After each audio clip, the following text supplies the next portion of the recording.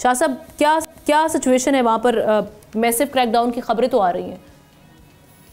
अकबर साहब, ये बहुत बड़ा ऑपरेशन था जो कि ईरानियन रेवोल्यूशनरी गार्ड्स ने किया चाबहार की बंदरगाह पर, और सरकारी इदारे ने तस्दीक की है, बल्कि ये डेटा पाकिस्तान के साथ शेयर भी किया गया है। और एक खास जो यहाँ पे प्रोजेक्ट शुरू किया था, एक हार्ड ड्राइव मिली है जिसके ऊपर गिदून ईशा के नाम से एक प्रोजेक्ट था जो कि बलूचिस्तान और ईरान के अंदर यकसा तौर पर काम कर रहा था। और 24 घंटे के अंदर पाकिस्तानी सिक्योरिटी फोर्सेज ने 3 बड़े ऑपरेशन किए।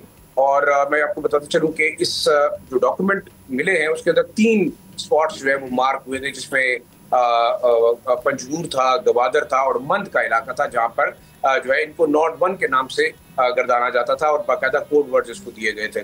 साथ साथ ये भी बताता चलूं कि इस तमाम तरह इंफॉर्मेशन के बाद चाबहार से एक राजेश सिंह नामी एक और जो रॉ का एजेंट है, जो मुसाद और दोनों के लिए काम करता रहा, उसको गिरफ्तार किया गया, जो कि रमजान के नाम से ऑपरेट करता था। और उसके बारे में कहा जाता था कि वो 3-4 ऐसी फाइनेंशियल कंपनी रन कर रहा है यूएई में, कतर में और दूसरे मिडल ईस्टर्न ममालिक के अंदर, जो कि डायरेक्टली और इनडायरेक्टली फंड फराहम करती थी बीएलए को।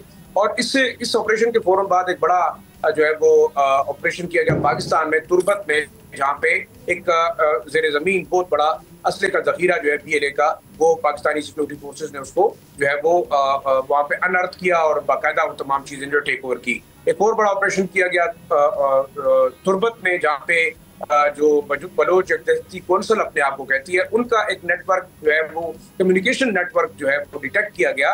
और ये गिदून ईशा नामी प्रोजेक्ट के डॉक्यूमेंट्स वहां से भी मिले। तो इससे आप अंदाजा लगा सकते हैं कि मुसाद, रा और जो बलूचिस्तान के अंदर दहशतगर्द है, पाकिस्तान मुखालिफ जो सरगर्मियों में फितना हिंदुस्तान जिनको कहा जाता है, वो किस तरीके से काम कर रहे हैं। तो मेरे ख्याल में बहुत बड़ी कामयाबी पाकिस्तान को हासिल हुई। और वजह क्या थी कि ईरान को रियलाइज हुआ कि जो मुसाद और रा का नेटवर्क है वो उसके लिए भी नुकसानदेह है, पाकिस्तान के लिए भी।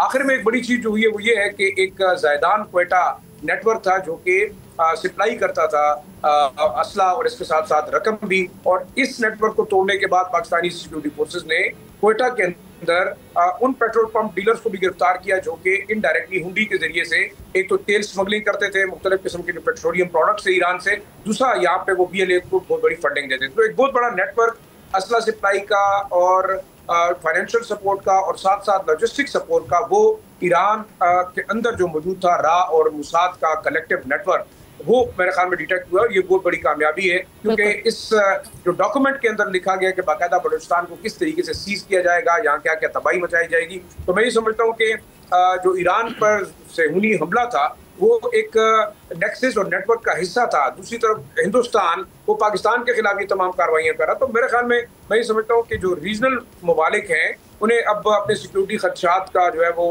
अजाला करना चाहिए, सोचना चाहिए। और आखिरी जो चीज़ है मैं ये भी बताता चलूँ कि जो जितनी हमारे पास कम्युनिकेशन नेटवर्क हैं, आपके इलेक्ट्रॉनिक गैजेट्स हैं, अब पाकिस्तान और ईरान ने बड़ी खबर ये दूं कि उन्होंने फैसला किया है कि जो ज्यादातर यूरोपियन, अमेरिकन और वेस्टर्न जो नेटवर्क्स हैं उनसे जो है जान छुड़ाई जाए, और ये कोशिश करेंगे कि या तो सेंट्रल एशियन या टर्किश नेटवर्क की तरफ जाएंगे। तो मेरे ख्याल में अब रियलाइज हो गया है कि जिस तरीके से ईरान की सिक्योरिटी को लीक किया गया, जिस तरीके से उसके टॉप साइंटिस्ट को टारगेट किया गया, पाकिस्तान जो है पहले ही उसके पास इंफॉर्मेशन आ चुकी है। तो हम ये समझते हैं एक बहुत बड़ी कामयाबी है। सब्सक्राइब करें और बेल दबाएं ताकि कोई खबर रह न जाए।